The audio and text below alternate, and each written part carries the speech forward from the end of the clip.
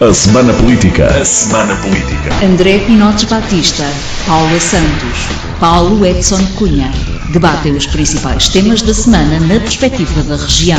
À segunda-feira, a partir das 5 da tarde, com repetição, terça às 3. A Semana Política. A Semana Política.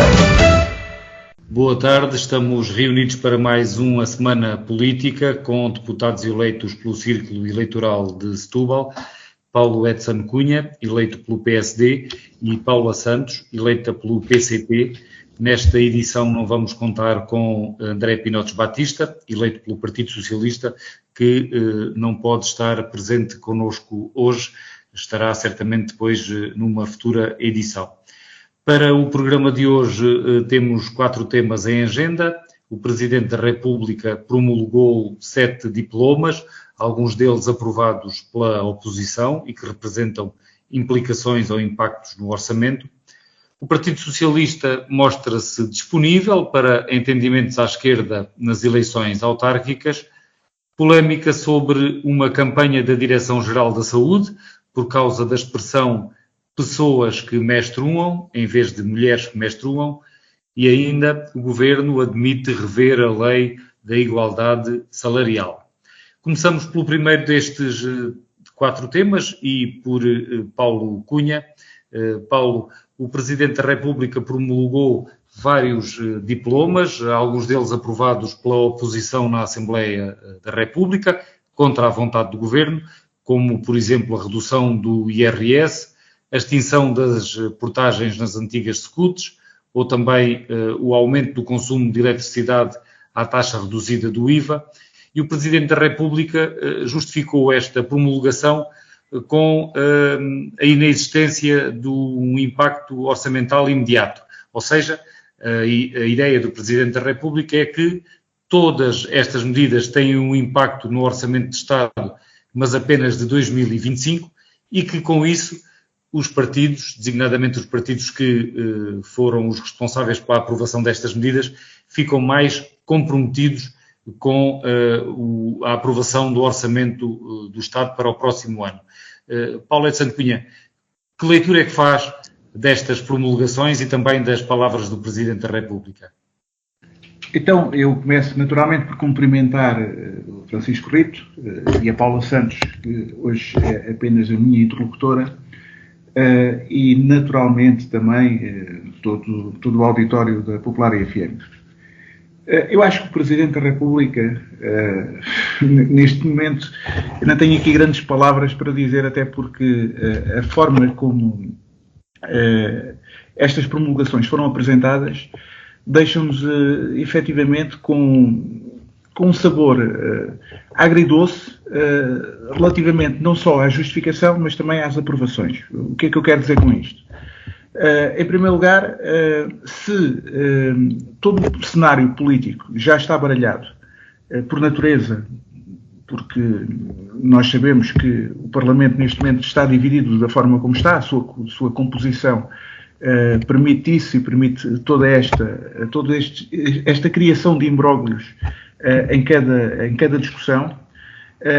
Eu penso que o Sr. Presidente da República, com esta decisão, ainda veio a embrulhar mais um bocadinho isto.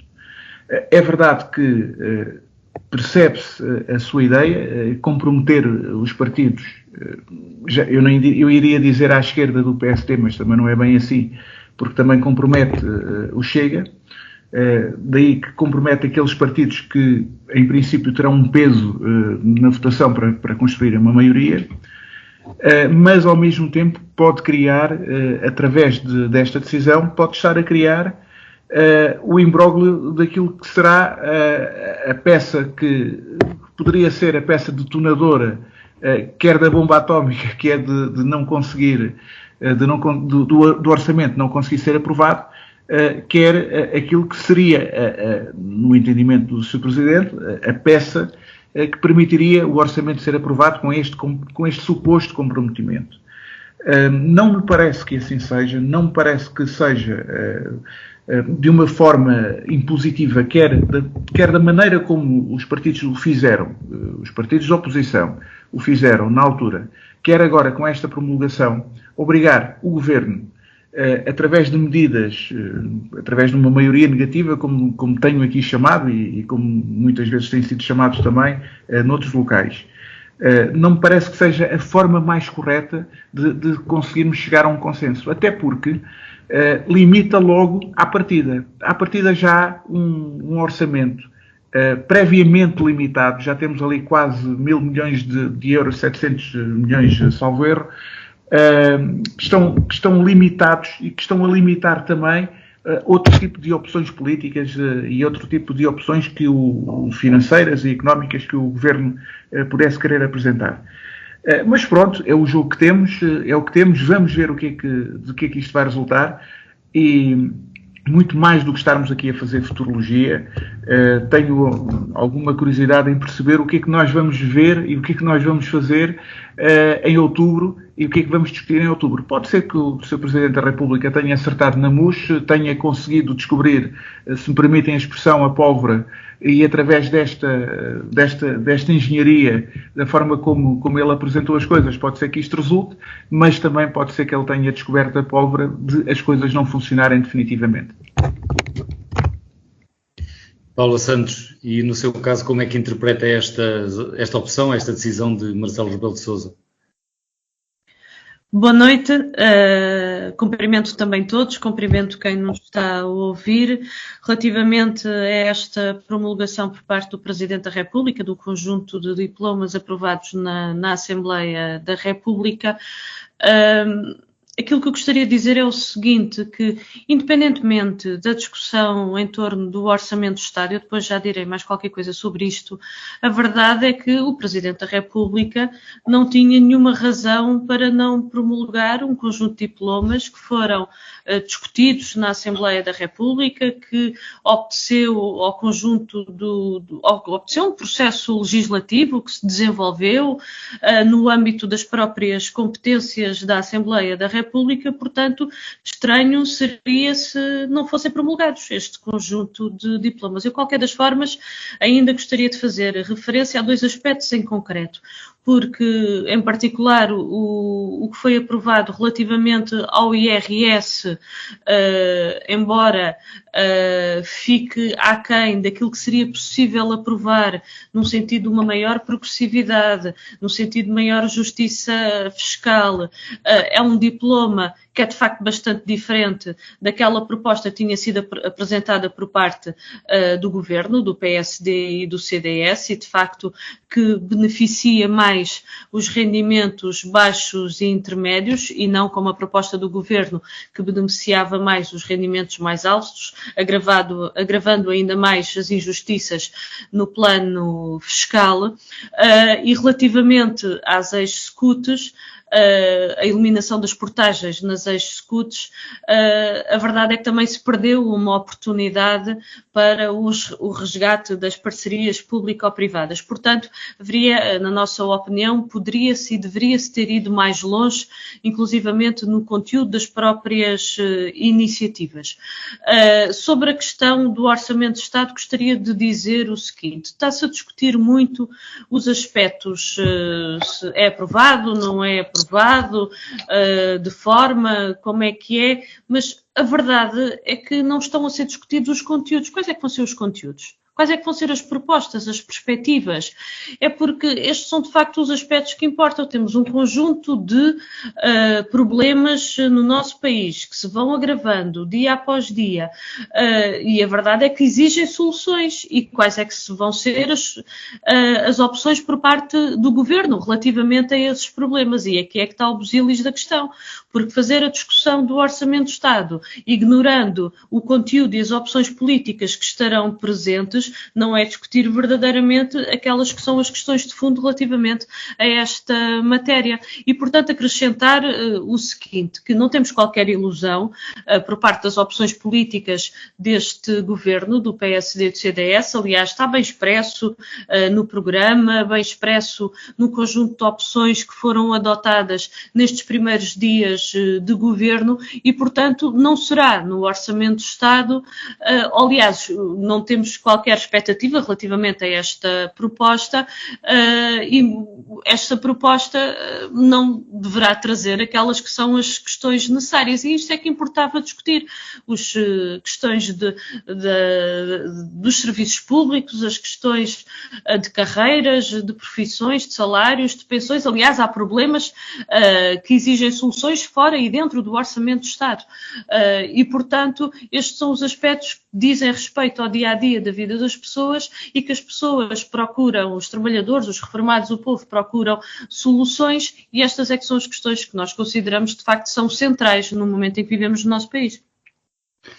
Paulo Etzano Cunha, ainda sobre este tema e sem prejuízo de alguma outra nota que queira acrescentar, eu queria lhe fazer aqui uma pergunta.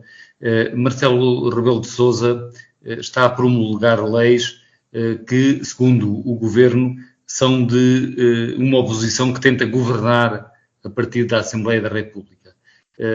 Mas, ao mesmo tempo, diz que isto pode responsabilizar os partidos e contribuir para a aprovação do Orçamento de Estado.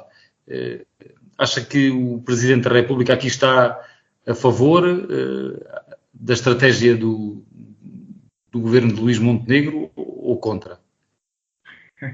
Isto tem um bocadinho a ver com aquilo que eu estava a dizer há pouco. Eu acho que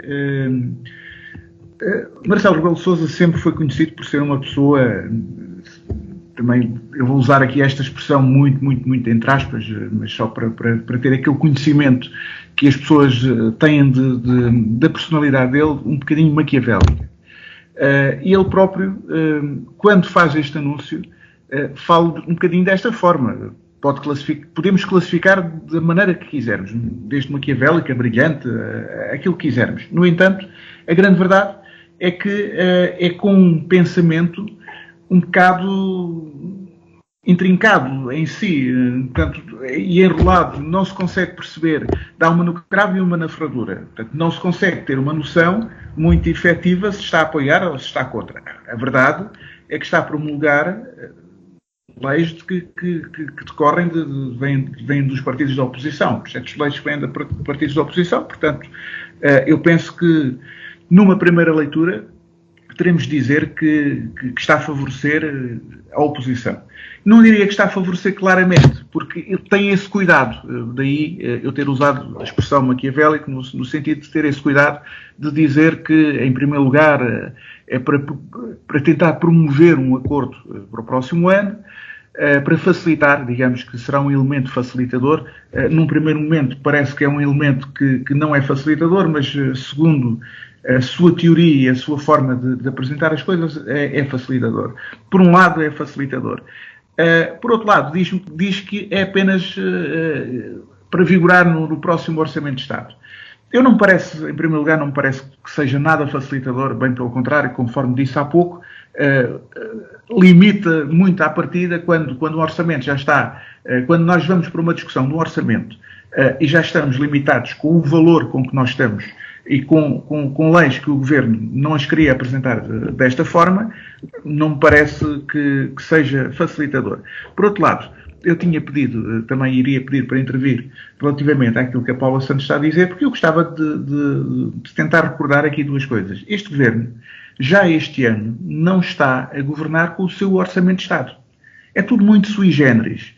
É verdade que as circunstâncias assim o impuseram, mas também não nos podemos esquecer que são circunstâncias impostas pelo Sr. Presidente da República em 2023. O que o Sr. Presidente da República fez em 2023?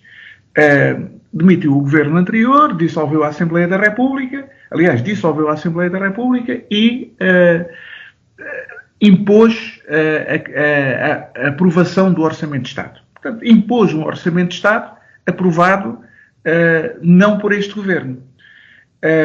No fundo, parte do imbróglio acaba por começar exatamente neste ponto.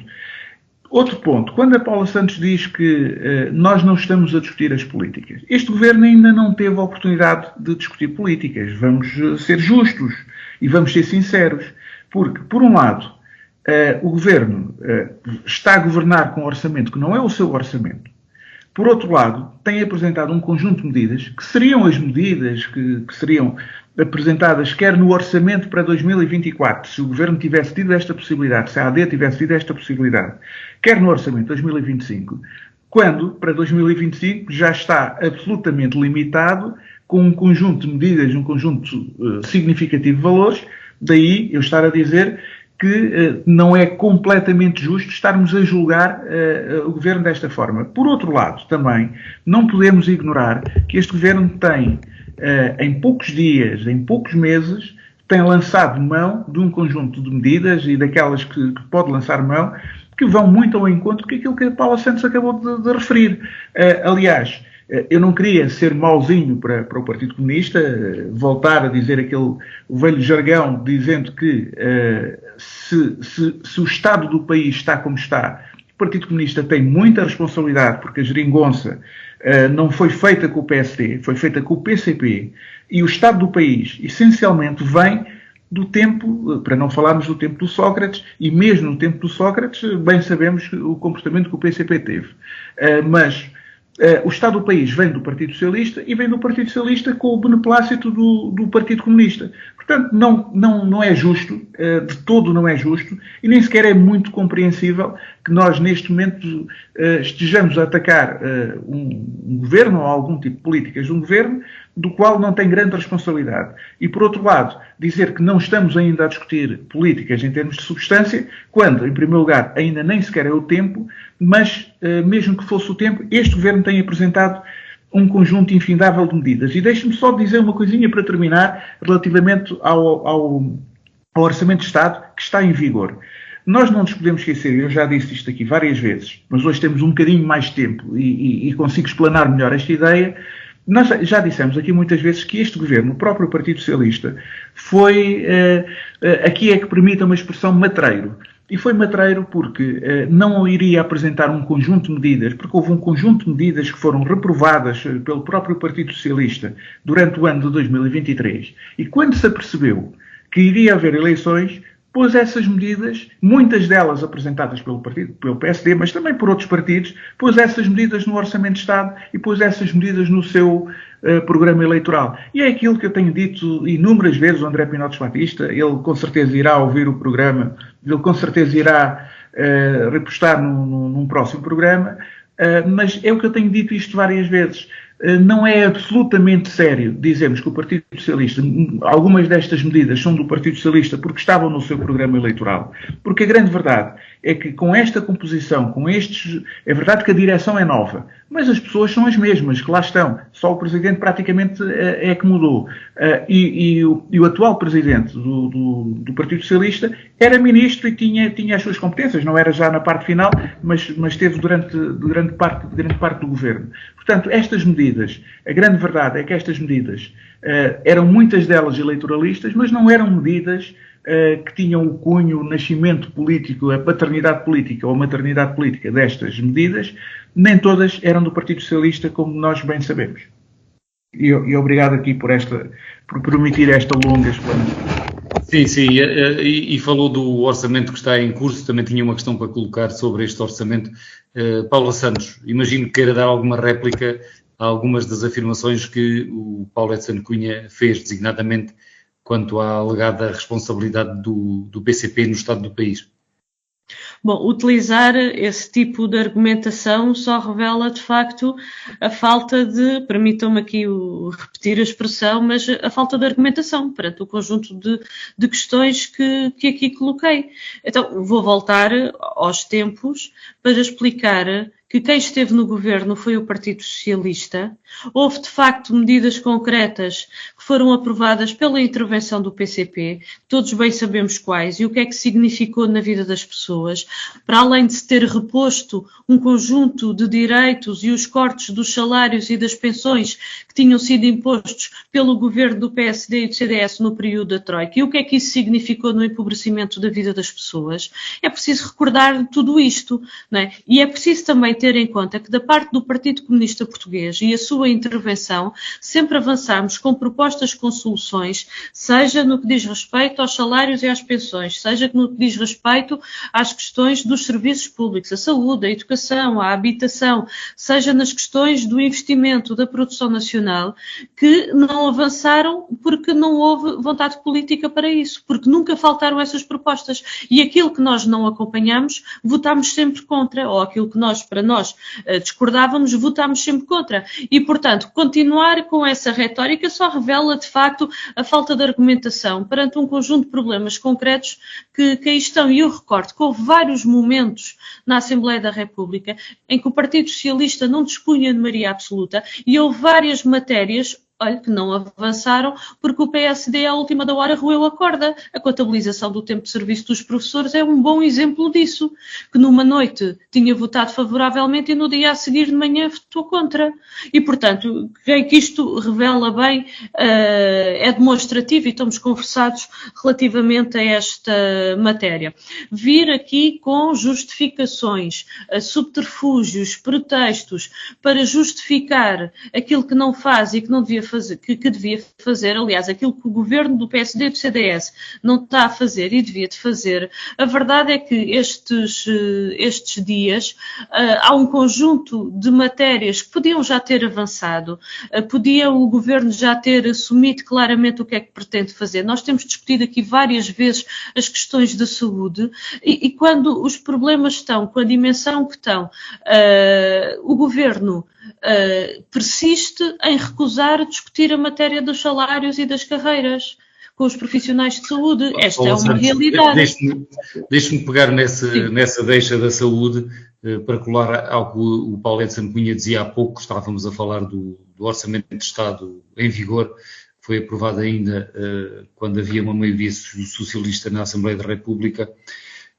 Há pouco mais de uma semana tivemos a oportunidade aqui na região de ver suscitada a polémica relativa ao Hospital do Seixal, cujo concurso público não foi lançado, um novo concurso público, e esse assunto veio para a agenda mediática quando a Ministra da Saúde veio ao Seixal inaugurar o Centro de Saúde de Corroios, o novo Centro de Saúde de Santa Marta do Pinhal.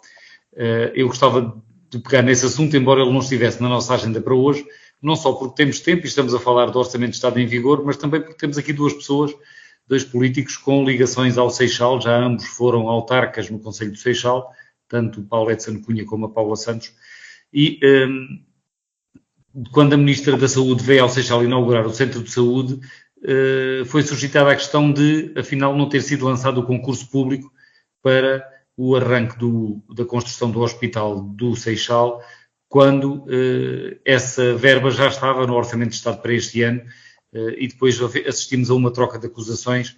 O Presidente da Câmara Municipal do Seixal, Paulo Silva, responsabiliza o Governo Socialista, diz que não houve vontade política de avançar, e os deputados do PS, assim como também a distrital do PS, culpam o atual Governo, ou pelo menos dizem que o não ter sido lançado ainda um concurso mostra que o PSD não pretende avançar com o Hospital do Seixal. Daquilo que teve a oportunidade de acompanhar deste assunto, Paula Santos, que conclusões é que tira? Olha, eu acho que há falta de vontade política, houve falta de vontade política por parte do Partido Socialista e também por parte do PSD e do CDS, porque o processo já lá vem um pouco mais atrás. O acordo é de 2009 e o compromisso foi assumido em 2009. Na altura, não vale a pena vir aqui com justificações, na altura, porque a verdade é que havia condições para avançar e não se avançou porque não quis. E estou-me a referir ao quê? Na altura do governo do PSD e do CDS, em 2011, este processo foi claramente metido na gaveta. nesse governo, nunca tratou rigorosamente coisa nenhuma relativamente a este processo. E a verdade também é que é inacreditável que durante todo este período de governação do Partido Socialista o processo não se tenha desenvolvido da forma como deveria ter desenvolvido. Portanto, há aqui responsabilidades de ambos, ou da forma como foi conduzido, aliás, ou como não foi e que deveria ter sido conduzida todo este processo, porque esta é uma necessidade que há muito está identificada. Todos conhecemos as restrições por parte do Hospital Garcia de Horta. Os profissionais são incansáveis para prestar os melhores cuidados à população, mas a verdade é que as instalações do hospital não foram projetadas para a população que atualmente serve, e isso naturalmente cria constrangimentos, cria dificuldades. E esta necessidade do hospital no Concelho de Seixal já está identificada há mais de 20 anos, e a verdade é que continua a não sair do papel, que é inacreditável, e aqui há responsabilidades de facto de ambos. Aliás, veja-se que o investimento ao nível do Serviço Nacional de Saúde, nomeadamente nas suas instalações, quer em centros de saúde, quer em hospitais, seja na construção de novos, onde é necessário construir novos, seja na requalificação dos existentes, a verdade é que fica muitíssimo aquém daquilo que é necessário. E orçamento atrás do orçamento, nem sequer aquilo que está perspectivado em termos de orçamento é executado, e isto leva de facto a dificuldades extremas. É também um dos elementos que conduz a que não sejam garantidas condições de trabalho para os profissionais de saúde e que muitos acabem, para além das questões das carreiras, dos salários, como a gente já aqui tem vindo a falar, mas também esta é também uma questão que contribui para isso, e portanto os investimentos na saúde nós afirmamos muitas vezes e corresponde exatamente à verdade. De facto, a necessidade da construção do hospital era para ontem e portanto estamos a falar de uma necessidade imperiosa para uma população que é do Seixal, do Concelho de Sesimbra, de Almada, para permitir de facto a prestação de cuidados de saúde com qualidade. Mas aí quer o PS, quer o PSD e o CDS têm muitas responsabilidades em todo este processo. Paulo Edson Cunha, também sobre este tema, o PSD, o Governo já deveria ter lançado este concurso público? O Governo já deveria ter lançado o concurso público. Não consigo concordar com aquilo que a Paula Santos acaba de dizer, até porque nós temos de ser sérios na avaliação e na apreciação daquilo que nós estamos a avaliar. E se é verdade que existiu pelo meio um governo do PSD e do CDS, não menos verdade é que nós estamos a falar num período em que tínhamos elevadíssimas restrições de investimento. Não nos podemos esquecer que o governo do PSD e do CDS herdou uma situação e estava governado através da Troika, como nós bem sabemos. Nós tínhamos através dos nossos credores, e os nossos credores tinham uma palavra fortíssima a dizer que nós estávamos a pagar uma dívida que nos foi deixada pelo Partido Socialista. Todos nós sabemos isto, é história, não é desculpa, é um facto. E é um facto e é aquilo que a Paula Santos ignorou no meio do que disse. Como eu digo muitas vezes, até do ponto de vista profissional, é muito fácil nós dizermos uma verdade mentindo, salvo seja, não é? Mas dizendo uma verdade, escondendo parte dela, ou o seu contrário também. Porque aqui a grande verdade no meio disto tudo é que o Partido Socialista, Paula Santos disse muito bem, a primeira pedra é lançada em 2009. Eu creio que os dois estávamos lá. Eu na altura era candidato à Câmara Municipal do Seixal. E a Paula Santos, presumo, se bem me recordo, que era da Assembleia Municipal. Estávamos todos lá e é lançado pelo Partido Socialista em 2009. A grande verdade é que o Partido Socialista não fez nada. Não fez nada porque não quis fazer nada. Lançou a primeira pedra, manteve sempre em orçamento, porque era um cuidado que eles tinham, mantinham sempre em orçamento de Estado, nas grandes opções de plano, mas deixavam lá uma verba relativamente pequena, apenas sempre de transição de ano para ano. E os governos do PSD, acabei agora por explicar. E o Partido Socialista acabou por não continuar a não fazer nada quando foi para o governo. Teve a parte da chamada geringonça, depois teve a sua maioria absoluta e o ano passado, efetivamente, se quisesse fazer, poderia ter feito. Agora também vamos ser sérios também noutra avaliação. Eu faço aqui uma declaração de interesses porque sempre a fiz, é conhecido do meu partido, nem toda a gente do meu partido, mesmo em Setúbal, na Distrital, e sobretudo a posição da secção do PSD não é exatamente igual à minha, como é público. No entanto, a minha posição sempre foi favorável à construção do Hospital do Seixal. E é simples dizê-lo. É uma infraestrutura que faz falta à população. Para mim, ponto final, parágrafo. Eu não tenho dúvidas nenhumas disto.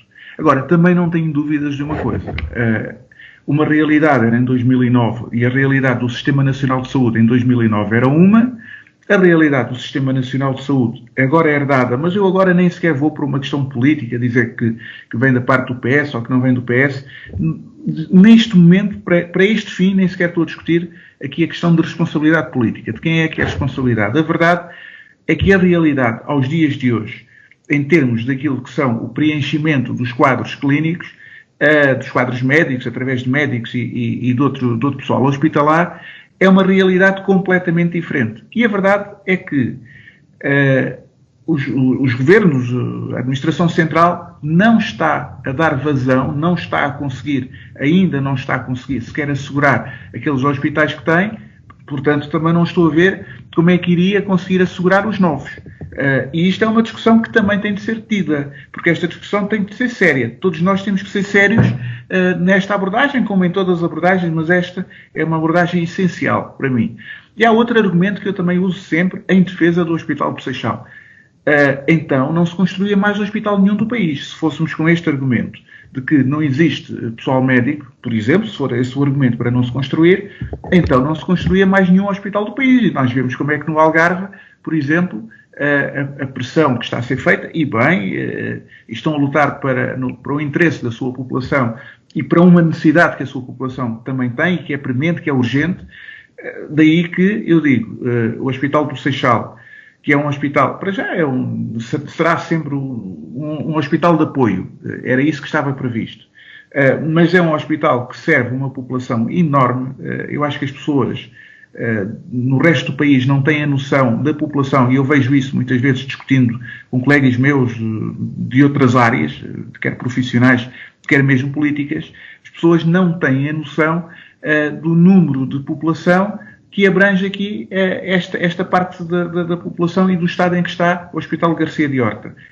A sobrelotação que neste momento tem. Daí que eu continuo, até prova em contrário, até me provarem o contrário, eu continuo a ser defensor do Hospital do Seixal. Falo a título particular, não falo enquanto responsável político.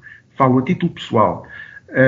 E continuo a ser defensor do Hospital do Seixal, pelos motivos que coloquei. Mas acho que temos que ter uma discussão séria e temos que ver as condições em que deve ser feito. E deve ser feito um plano nacional, não só relativamente à ocupação de todos os outros hospitais, mas também daqueles novos hospitais que devem ser construídos.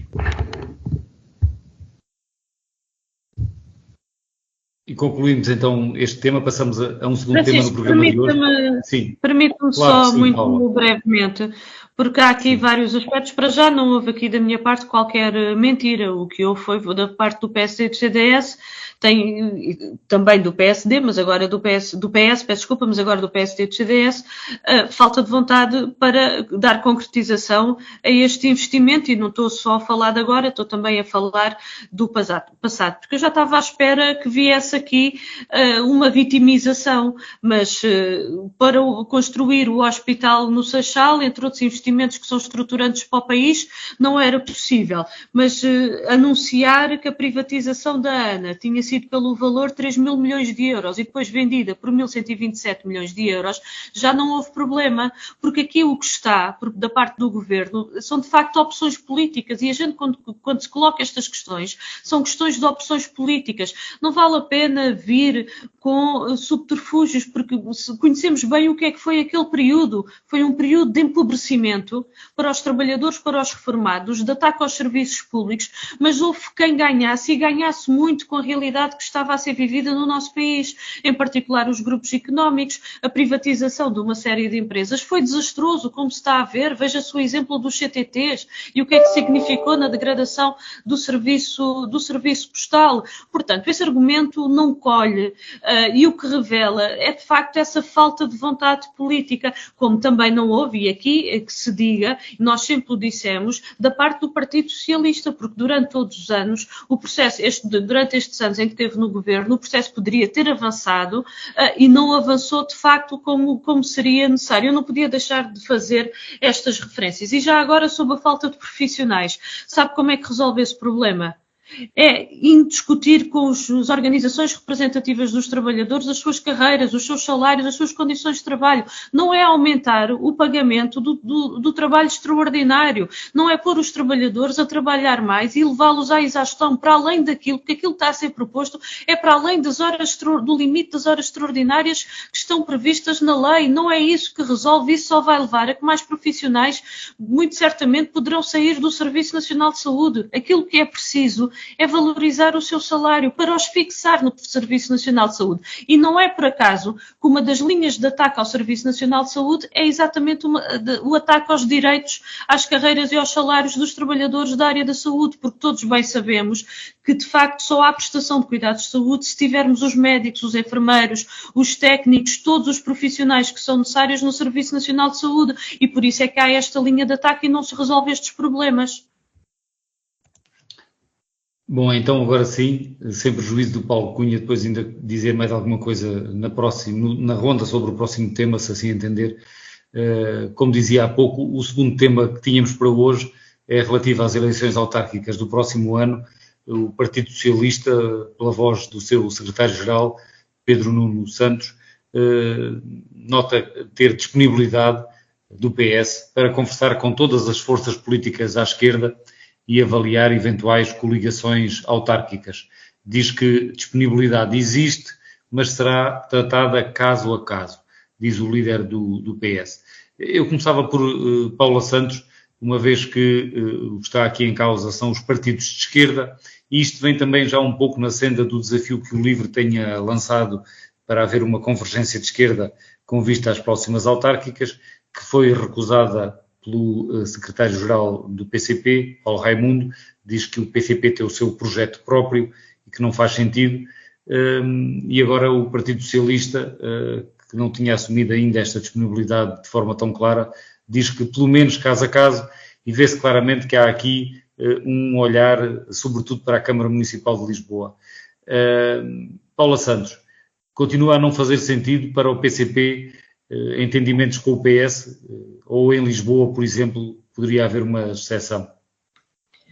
Bom, sobre esta matéria gostaria de dizer dois pontos que eu gostaria aqui de referir. Um primeiro é que a CDU é de facto um projeto alternativo, um projeto que congrega um conjunto de independentes, de democratas, de patriotas que estão com este projeto e, portanto, é de facto um projeto de ampla participação. Tem esse elemento de ampla participação. É algo que nós procuramos aprofundar, trabalhar com todos aqueles que, de facto, queiram uma ruptura com esta política de direita e a construção, de facto, de um caminho alternativo. E, portanto, a CDU tem esta característica. É também um projeto que tem provas dadas do seu trabalho na resolução de problemas concretos da vida das populações. Eu agora estou-me a centrar sobretudo na sua dimensão ao nível autárquico. São várias, de facto, as concretizações e a melhoria das condições de vida nos concelhos em que a CDU foi eleita.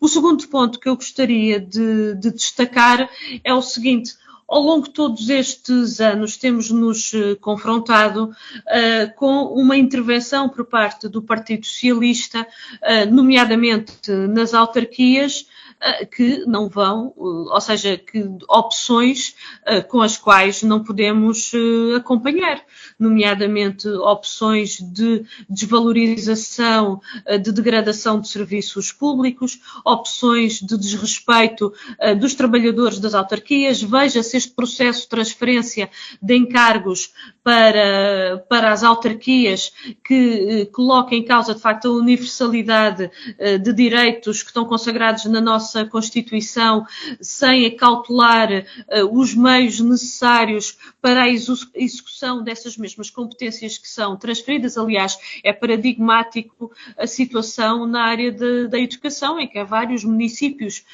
do país, não só da CDU, também de outras forças políticas, que referem que os meios financeiros que são transferidos que não permitem suportar os encargos associados a essas mesmas competências. Mas veja-se também o facto de não haver vontade política por parte do Partido Socialista para repor as freguesias que foram extintas de acordo com a vontade da população, uma questão que nós sempre colocámos, ou também aquilo que significou na gestão da água e dos resíduos.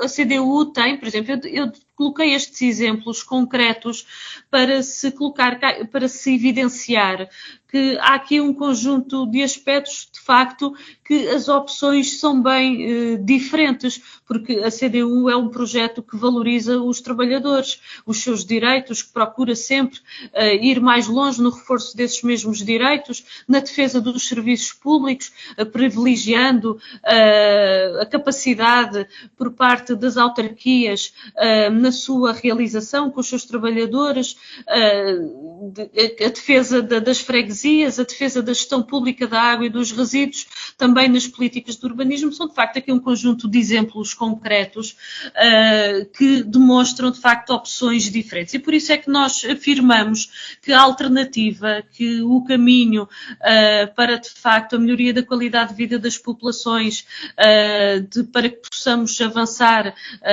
pelo desenvolvimento do nosso país, passa pelo reforço do PCP, passa pelo reforço da CDU, é essa a afirmação. Paulo Cunha, sobre esta perspectiva de poder haver alguma maior disponibilidade por parte de alguns partidos de esquerda para uma convergência nas autárquicas, é algo que, no seu entender, pode ter alguma relevância, pode ter impacto nos resultados eleitorais no próximo ano? É natural que possa ter algum tipo de impacto. Um conjunto de partidos juntos soma, não é? E muitas vezes pretende-se que a soma, que o todo seja superior à soma das partes. Agora, não sei até que ponto será conseguido. Em primeiro lugar, acaba por ser um bom sinal, porque é um sinal, em primeiro lugar, clarificador, não tenho dúvidas disso, e é importante em política haver sempre esta clarificação. E em segundo lugar, eu creio que estamos aqui perante uma afirmação daquilo que é a governação da direita. E se o objetivo passa sobretudo por Lisboa, é, no fundo, uma constatação da força da governação de Carlos Moedas. Eu não tenho grandes dúvidas disso. Carlos Moedas apareceu como uma grande surpresa, apareceu como um cometa e tem-se revelado um excelente Presidente da Câmara.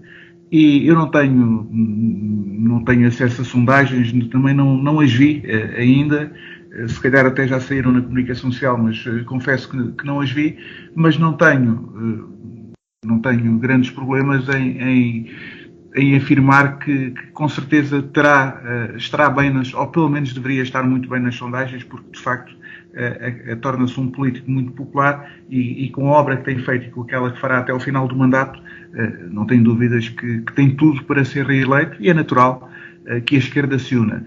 Mas essencialmente são aqui estes dois pontos aglutinadores que são, em primeiro lugar, de clarificação política, e é bom que haja esta clarificação política, se bem que depois no Parlamento faz-me um bocado de confusão ver ali o PS muito colado ao Chega.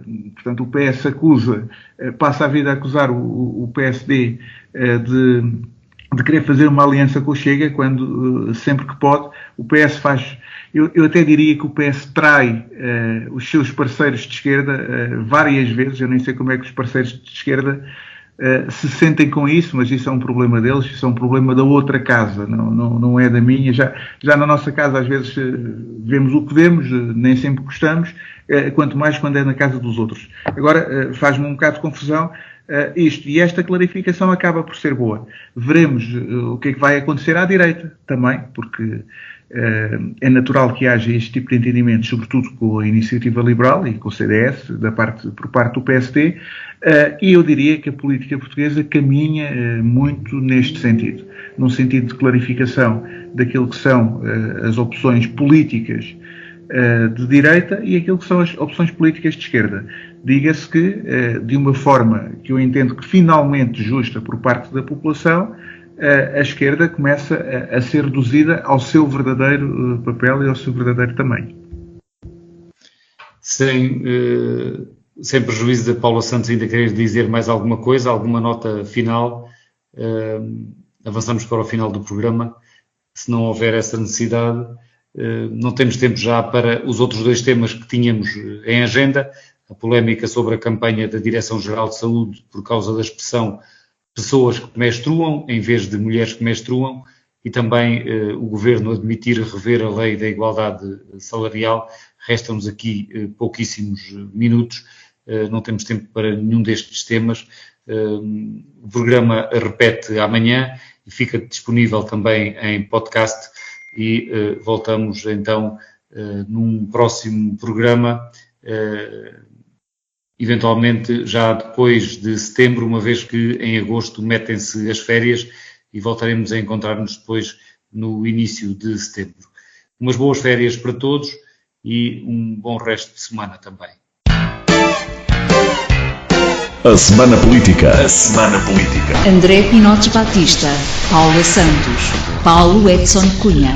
Debatem os principais temas da semana na perspectiva da região. À segunda-feira, a partir das 5 da tarde, com repetição, terça às 3. A Semana Política. A Semana Política.